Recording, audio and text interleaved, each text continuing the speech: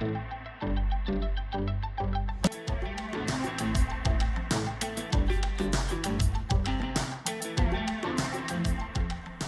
the coupe crossover is much about looking different in a sea of same looking SUVs, then it's worth considering the Q8's visuals.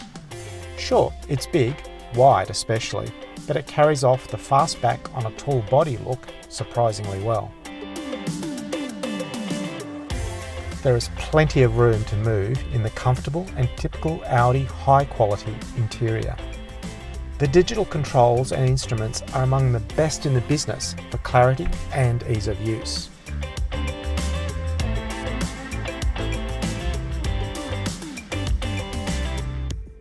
Whether you're driving it hard or just cruising, the V6 is a rewarding bit of machinery, while in most situations the 8-speed auto shifts imperceptibly. When you want a quick burst of acceleration though, the Q8 is slow to respond.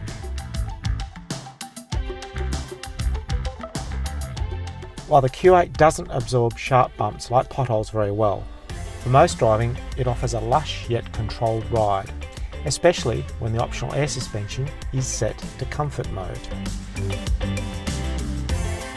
The Q8 arrives with a high